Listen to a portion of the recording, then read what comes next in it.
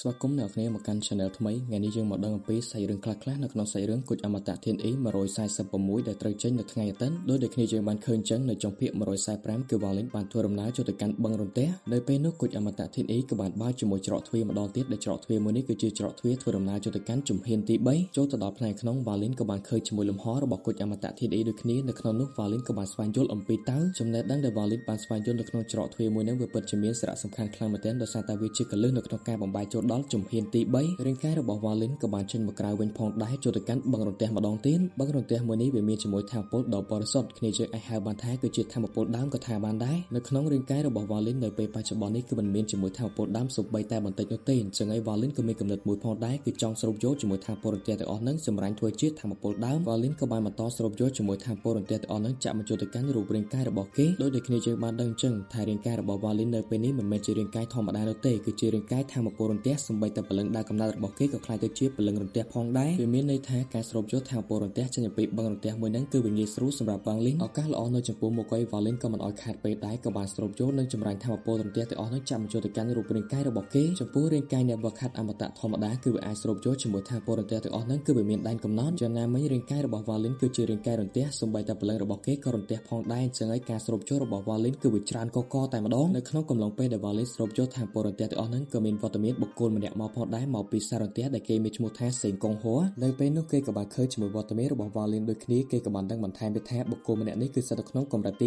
7តែប៉ុណ្ណោះកម្រិតតូចតែប៉ុណ្ណេះមិនមែនជាការគំរាមកំហែងសម្រាប់សេងកុងហួរនោះទេដោយតែគ្នាយើងបានដឹងចឹងថាមនុស្សមកពីផ្សាររន្ទះហ្នឹងគឺវាមានអត្តចរិតក្អើតក្តូនខ្លាំងមែនទែនសេងកុងហួរក៏បានបញ្ជាឲ្យវ៉ាលីនធ្វើដំណើរចាក់ចេញទៅគេនឹងទុកជីវិតឲ្យវ៉ាលីនក៏មិនបានខ្វាយខ្វល់នោះទេក៏បានសម្លឹងទៅមើលរាងកាយរបស់គេតែបន្តិចតែប៉ុណ្ណោះនៅពេលនោះចំហាយធម្មពលក៏បានគៀបសង្កត់ទៅលើរាងកាយរបស់សេងកុងហួរចំពោះកម្រិតវឹកហាត់របស់សេងកុងហួរគឺវាខ្ពស់ហើយអ្នកគ្នាគឺស្ថិតនៅក្នុងការផ្លាស់ប្ដូរយ៉ាងចំណាមិញសម្ពាធដែលចេញអំពីការសម្លឹងមើលរបស់វ៉ាលីនក៏បានធ្វើឲ្យសេងកុងហួរស្ទើរតែធ្លាក់កម្រិតបាត់ទៅហើយនៅកន្លែងនេះសេងកុងហួរក៏បានចាប់អារម្មណ៍ផងដែរថាមើលទៅវ៉ាលីនមិនមែនត្រឹមតែកម្រិតទី7តែប៉ុណ្ណោះទេមើលទៅគេប្រកាសជាលាក់កម្រិតមិនខានសេងកុងហួរក៏បានគិតដូចគ្នាការសម្លឹងរបស់វ៉ាលីននេះសូម្បីតែអ្នកដែលស្ថិតនៅក្នុងជំហានទី2ក៏ត្រូវតែអោនគ្រប់ទៅកាន់វ៉ាលីនដូចគ្នាមនុស្សនៅក្នុងសាររន្ទះទាំងអស់មិនមានការសម្លឹងណាគួរខ្លាចដូចជាវ៉ាលីននោះទេនៅក្នុងកំឡុងពេលនោះគេក៏មានគំនិតមួយផងដែរចង់ដើរតាមទៅកាន់វ៉ាលីនក៏បានអោនគ្រប់ទៅកាន់វ៉ាលីនធ្វើជាលោកម្ចាស់របស់គេសូម្បីតែវ៉ាលីនខ្លួនឯងក៏ឆ្ងល់ផងដែរតាមមួយនេះវាឈួតមែនកម្រិតរបស់វាលើសវ៉ាលីនទៅទៀតហើយអ្វីបានជាវាសុំវ៉ាលីនធ្វើជាម្ចាស់របស់វាអញ្ចឹងវ៉ាលីនក៏បានគិតពិចារណាបន្តិចផងដែរចំណាមិញវ៉ាលីនក៏បានគិតថាបើសិនជាមានអ្នកដែលស្ថិតនៅក្នុងកម្រិតការផ្លាស់ប្ដូរយ៉ាងមកការពារគេក៏ល្អម្យ៉ាងដែរអ្វីដែលសំខាន់នៅពេលនេះគឺគេត្រូវការវឹកហាត់នៅក្នុងបឹងរន្ទះហ្នឹងខ្លាំងមែនទែនអញ្ចឹងក៏ត្រូវការអ្នកការពារម្នាក់ដូចគ្នា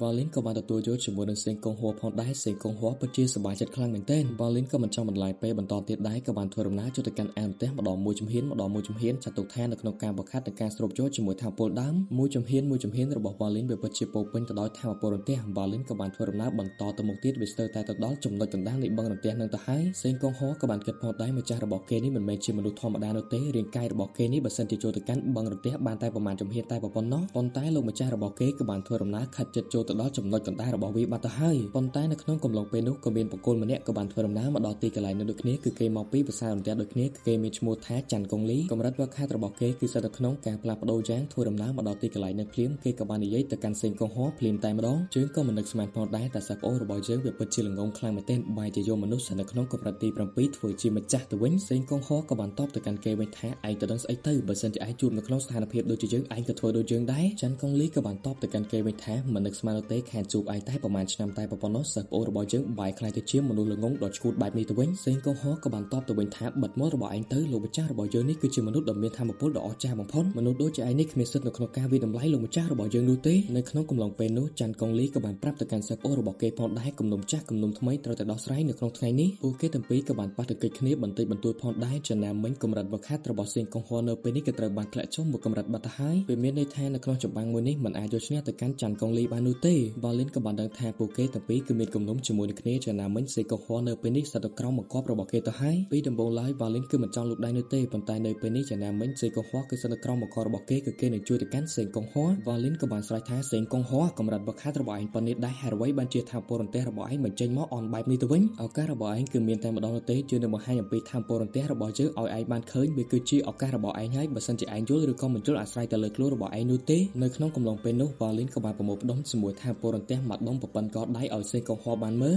រន្ទះម្ដុំនេះបើសិនជាយើងមើលដោយភ្នែកទទេវាហាក់ដូចជារន្ទះសាមញ្ញធម្មតាមួយតែប៉ុ ប៉ុណ្ណោះប៉ុន្តែរន្ទះម្ដុំនេះប្រហែលជាមិនសាមញ្ញនោះទេទឹកមុខរបស់សេងកុងហួរពិតជាសប្បាយចិត្តខ្លាំងមែនទែននៅពេលនេះទទួលបានការណែនាំអំពីរៀមច្បងនៅក្នុងគំនិតរបស់សេងកុងហួរក៏បានគិតដូចគ្នាមិនមែនជាមនុស្សធម្មតានោះទេដែលអាចប្រមូលផ្ដុំជាមួយថាមពលរន្ទះដ៏អស្ចារ្យបែបនេះសូម្បីតែព្រឹទ្ធាចារ្យនៅក្នុងវិមានរន្ទះមួយចំនួនក៏មិនអាចធ្វើវាបានផងដែរលុះត្រាតែព្រឹទ្ធាចារ្យដែលមានឋានៈធំតែប៉ុណ្ណោះចំណែកអាចារ្យកុងលីក៏បានឃើញអំពីទស្សនវិជ្ជាទាំងអស់នឹងដូចគ្នាចំណាំមិញគេក៏បានគិតថាមើលទៅអ្វីដែលសេងកុងហួរបាននិយាយប្រហែលជាការពិតហើយគេក៏មិននៅបន្តទៀតដែរក៏បានធ្វើដំណើរចាកចេញភ្លាមៗតែម្ដងចំណាំមិញគេក៏បានស្រែកប្រាប់ទៅកាន់សេងកុងហួរថាលើកក្រោយយើងនឹងមិនទុកជីវិតឲ្យឯងនោះទេ